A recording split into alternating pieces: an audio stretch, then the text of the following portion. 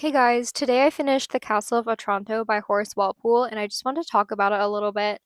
I've already tried to record this video a few times, but I did it without notes, and I realized I need notes. So I have them pulled up on my computer.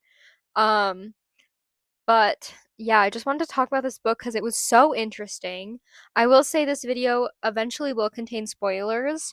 So if you want to read this book spoiler free, then I recommend saving this video to watch later. If not, continue ahead. I will say I do recommend watching this after you've read the book or while you're reading the book. It might help you like remember some certain stuff that happens if you read it while you're reading the book, if you watch it while you're reading the book.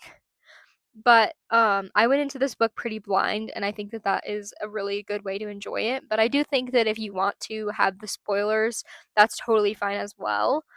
And I think you'll still enjoy the book knowing what's going to happen just because the way it's written is so wonderful that you'll be like enamored by it no matter what.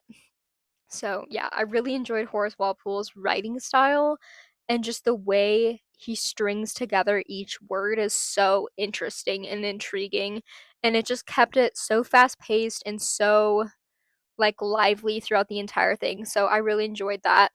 So, first, what I'm going to do is go over the characters so that you have an idea of who I'm talking about. Because what I'm probably going to do is do like a summary of the book and then I'll get into like a discussion about what I thought of it. So, first, there's Manfred, who's the Prince of Otranto. He owns the castle. And then there's Matilda, who is Manfred's daughter. There is Conrad, who is Manfred's son, and there is Hippolyta, who is Manfred's wife. There is Isabella, who is betrothed to Conrad, Bianca, who is an attendant to Matilda, Jerome, who is a priest, Theodore, who is accused of being a necromancer and ends up being someone very important, which I'll get to. And then there is Frederick, who is Isabella's dad. So,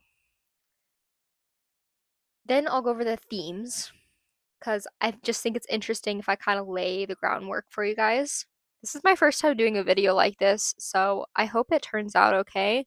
If you have any tips for me, let me know, or if you have any like questions, please feel free to leave them.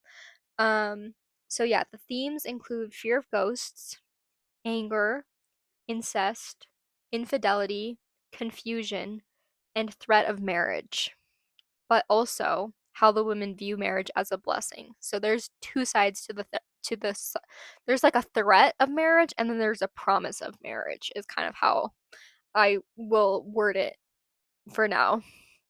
So chapter 1, we have the beginning, which Conrad and Isabella are supposed to be getting married, and then Conrad doesn't show up. The reason why is he's been crushed to death by a huge helmet. So that's the start of the book, which is a very interesting start. And um yeah, Manfred kind of freaks out and he's like, "Oh my gosh, my son died. I have no one to inherit my title after I die." So he decides to go after Isabella and be like, "Isabella, let's get married so that I can have a son because my wife Hippolyta isn't giving me a son." And so there's this whole plot of him having to convince Isabella to marry him, and then eventually he's going to have to convince Hippolyta to divorce him, and he's going to have to get the permission of the priest. Um and that's his plan. Isabella is of course disgusted by this idea. She was never interested in Conrad to begin with, but she isn't interested in Manfred either because Manfred kind of has anger issues and she's a little bit afraid of him and she just doesn't want to deal with that. So she runs away and she gets out through a trap door, which Theodore helps her with. Theodore has been accused of killing Conrad because he's the one who pointed out that there was an armor in the castle with a head that was similar to the helmet. So he's accused of killing Conrad. He's punished by being stuck under the helmet with no food.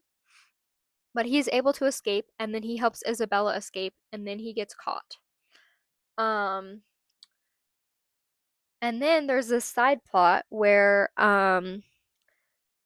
where the servants of the palace have come across a giant in the gallery room. And they're like, what the heck? Why is there a giant in our castle? So that's like a side plot that's going on this entire time as well. Um, yeah. And so then we have Matilda and Bianca who end up conversing with with Theodore um by communicating with him. He's like in the room below them, and they have the windows open and they talk um up and down like that. And they he says that he's sad for someone else, and so Bianca assumes that he is in love, but that's not really the case. He's just, I think, worried about Isabella.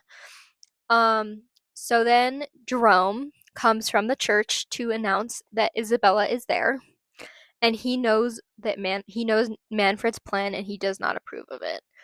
Um and then it turns out that Theodore is actually the priest's long lost son.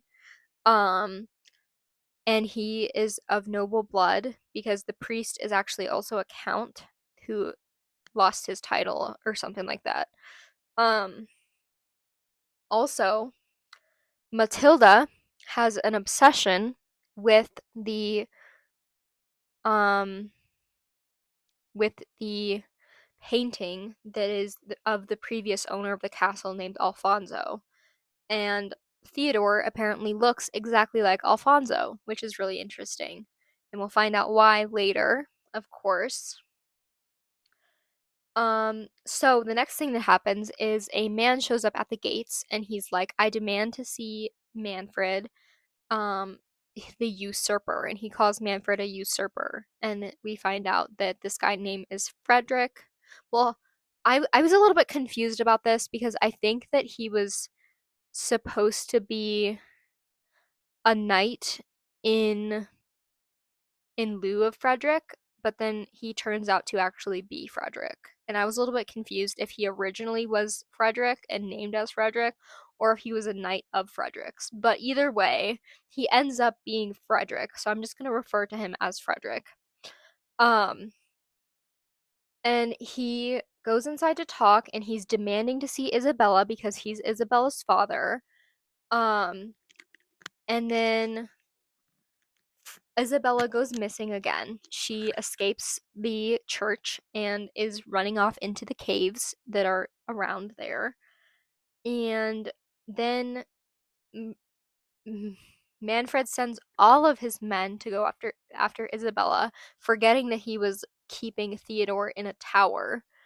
I missed that point, but yeah, Theodore was stuck in a tower at this point. Um and the only way that he was going to live is if Jerome gave over Isabella. Because Manfred is still convinced that Theodore killed his son. So the only way he could live is if Jerome gives over Isabella. And then Matilda goes and sets Theodore free because she realizes that he looks like the painting she's obsessed with and she wants to set him free. They end up talking and they kind of fall in love with each other. And then Theodore ends up escaping and he comes across Isabella and protects her in a cave. Um there was a man who shows up who is dressed as a knight, and Theodore ends up stabbing him multiple times. It turns out that that knight was Isabella's father, which they didn't realize at first, which is why he got stabbed, because they thought that they thought each other was working for Manfred when really they were working for Isabella. So, um, yeah, Frederick gets taken to the castle, and Matilda sees Isabella and Theodore together and gets jealous. Um, but Theodore has previously told Isabella that his heart belongs to Matilda, and or at least to another person. I don't know if he specifies Matilda, but yeah.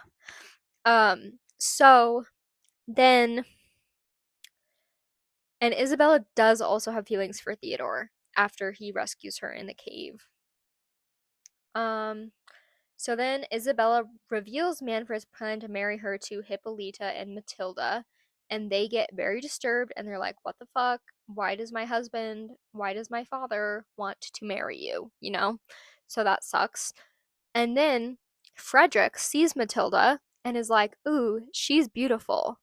So then the fathers come together and decide to marry each other's daughters and they make this deal. So Manfred is going to marry Isabella, and Frederick is going to marry Matilda. But Matilda is very disturbed by this because she is in love with Theodore. And Isabella is obviously disturbed by this because she never wanted to marry Manfred. So that's the plan for now. Hippolyta says she will not oppose the separation of her and Manfred if that's what he wishes. She's kind of a pushover. She really just wants to do whatever he wants. But I get it. Like, she doesn't really have her own power. She's not like the daughters who are more like opinionated and more self-serving as they should be. Um, and so yeah, and then Manfred questions Bianca on Isabella's affections to Theodore, but Bianca really doesn't know what she's talking about and doesn't know what's going on with Isabella and Theodore. But that doesn't really help because then Manfred just thinks that Isabella and Theodore are together, basically. Um, and then what happens is Bianca sees the giant again, the giant that happened in like the first chapter. She sees the giant again. And then Frederick hears about this and is like, your castle is cursed. I'm not going to marry your daughter. You're not going to marry my daughter. The union is off. But then they go to dinner and he's still hung up on Matilda. So then he goes to like this religious place. I don't know what it's called or how to pronounce it, but it's like some sort of religious place. He goes there to see Hippolyta to try to talk to her about it. And then he's faced with a talking skeleton who tells him to forget Matilda, which is just crazy. And then Manfred goes to the church thinking that he's going to go after Isabella again. And he hears Theodore talking to a woman and assumes that it's Isabella. So he goes to stab the woman. Turns out that the woman was actually Matilda. And so he stabs his own daughter. It was very reminiscent of Hamlet for me when he stabs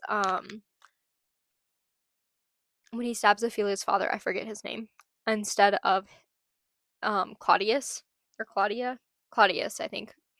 Um, so yeah, it was very reminiscent of Hamlet, which is fun. And I read the introduction to this book. I usually skip introductions to classics, but I decided to read it this time. And Horace Walpole does use a lot of Shakespeare references in his works and loves Shakespeare, so it makes sense that he included that. So then Matilda ends up dying, and Theodore is overrun with grief, of course, because he loved her. I mean, pretty much everyone is overrun with grief, but yeah. Um, and they were trying to get married before she died. They were convinced Jerome to like do the wedding ceremony, but before he could put the ring on her finger, she dies. So then there's a huge revelation in which we find out, oh, I forgot to mention this earlier, but Frederick is supposed to be the guy who's closest to Alfonso in bloodline. So he's supposed to be the one to take over the Castle of Otranto, but instead somehow Manfred got it. And so that's part of the reason why he's there as well, is to take over. So then we find out that Theodore is actually a direct descendant of Alfonso, and is his grandchild. Um, and so he was not actually Jerome's real son, he was his adopted son, from my understanding. Um, and yeah, so the giant was Alfonso's armor becoming too big for the castle, fulfilling the prophecy that we hear in the beginning. And then the very end is Theodore becoming convinced to marry Isabella because he believes that they can share in the grief of losing Matilda. So that's the essentials of the story. That's what I took notes on while I was reading. I hope that was at least somewhat entertaining to watch. Now I'm going to talk about what I thought. I thought this was wild and funny. It was so funny, and I felt bad for finding it funny because the funniest part to me was when Isabella is escaping Manfred in the first chapter. And I was like, there's this looming threat of rape, and still I'm finding it to be funny just because of the way that Horace Walpole worded everything. And so that was really interesting. Um, there's a lot of things in here that, like, if you've read a lot of Gothic literature, you'll probably find a little bit cliche, such as like, oh, everyone's always like, oh, there's a ghost, but there's no ghost. And then like they think there's a ghost and they think everything's a ghost. They keep thinking people are ghosts. Um, and so stuff like that. Some of the things like that you may find a little bit cliche, but it's so interesting because this is the first Gothic novel. So this isn't cliche. It's just it set this it set the foundation for the rest of the Gothic movement. So that's why we find it a little bit cliche because so many other texts have used this as a reference. So that was really interesting. I really enjoyed the introduction to my edition as well. It talks about the ancient Goths, which I didn't even know was a thing, which I guess I'm a poser because I didn't even know ancient Goths were a thing, which is kind of depressing. But it was very interesting. It talked about how they basically invented rhyme. And they had like hieroglyphics. They were seen as like monstrous and barbaric, and the word Gothic eventually became synonym for anything crude, ignorant, vulgar, brutish, and farine. I don't know what farine means, but I should have probably looked that up, but that's okay.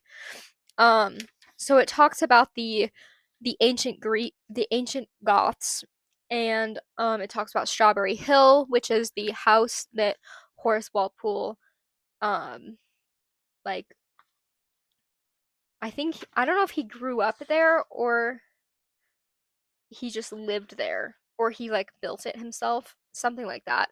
But it's this like very gothic house that Horace Walpole lived in. And so he based it off of his experience living at Strawberry Hill, which is still around today. You can go see it, which I think is really cool. It also talked about he came up with this word called gloomth, which is gloomy and warm, like gloom and warmth. So it's like it's supposed to be like this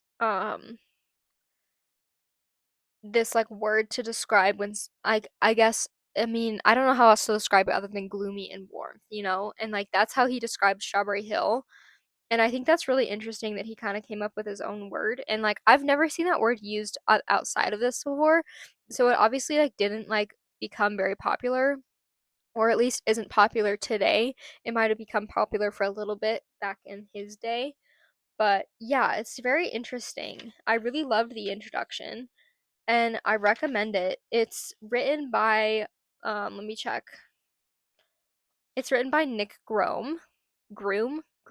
Nick Groom. Sorry, I'm bad at pronunciation.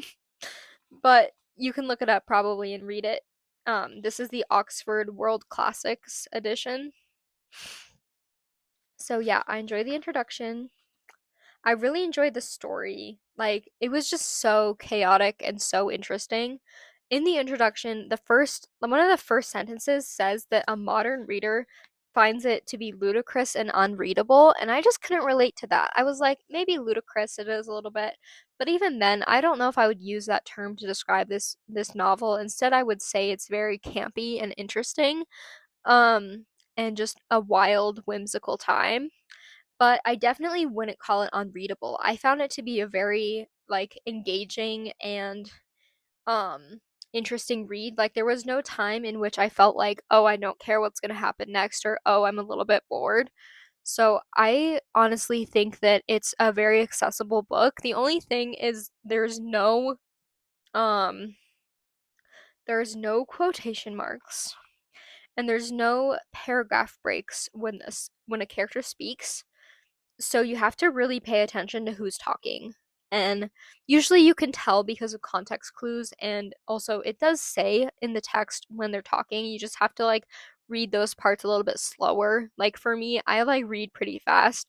So for the parts where they were speaking, I just read those parts a little bit slower so that I could pay attention to who was actually talking. Um, yeah, I also got a little bit confused at certain parts. I did watch another video about this, and that kind of clarified a couple things for me. But one of the things that I was confused about was the actual prophecy, because I completely forgot about that. I forgot about the prophecy when I was reading the book. And then by the time we get to the end where the prophecy is once again spoken about, I was like, wait, what's going on? So I did have to look that up and just make sure that I was like connecting all the dots. And yeah, so that was a little bit confusing for me, but other than that, I found it to be a very accessible read and I really enjoyed it. I want to write a Substack post about the use of marriage in this as a threat, as a promise, and then talk about the divorce as well and how divorce is also used as like a threat basically. Um so I do want to potentially do that. I don't know. I just like I found it really interesting. One of the lines that I really enjoyed or that really stuck out to me was from Bianca, and she says, um, basically, you know that a bad husband is better than no husband at all, which I thought was really interesting because it just like really sets up like how they thought about marriage back in the day and like how women were taught to view marriage and had to view marriage because they didn't have any rights for themselves. And so I thought it was really interesting coming from a modern lens. Like, if I had thought, like, a bad husband is better than no husband, like, most people in our day and age would not think like that. They would think, I would rather have no husband than a bad husband, you know? And so I just thought that was really interesting as well. That quote really stuck out to me. So, yeah, I think that's the end of this video. I hope you enjoyed watching, and if you have questions, comments, please leave them below. If you liked this video, let me know. If you didn't like this video, let me know because I always am looking for improvement. I obviously don't post on this very often, so this is just kind of a fun video for me. But um yeah, I just thought I'd share my thoughts and give like a synopsis basically. Um, the next book that I think I'm going to be reading is The Monk. I'm doing a gothic. I guess I should have started with this, but I'm doing a personal curriculum for 18th to 19th century gothic fiction because that's where I'm lacking the most in my gothic like works. Like like I haven't read any from the 18th century. And so I am planning on reading next. I think I'm gonna read The Monk next just because it's the one that I already own and I'm waiting on a shipment from books to come in from books.com or bookshop.org. Um, but the next books I'm going to be reading are The Old English Baron, Vathek, The Mysteries of Aldolfo, yeah. The Monk, which I already said, Zopholia, and Zastrozi. It's the one by Percy Bysshe Shelley. So those are the ones that I'm waiting on. If you are interested at all in my personal curriculum, I have it on my Substack. I can link it below for you guys. Um, it was inspired by another creator, which I have in the Substack. The list was, but the actual assignments I made up myself. Um, so yeah, that's my video about the Castle of Otranto. I hope you enjoy. Thanks for watching.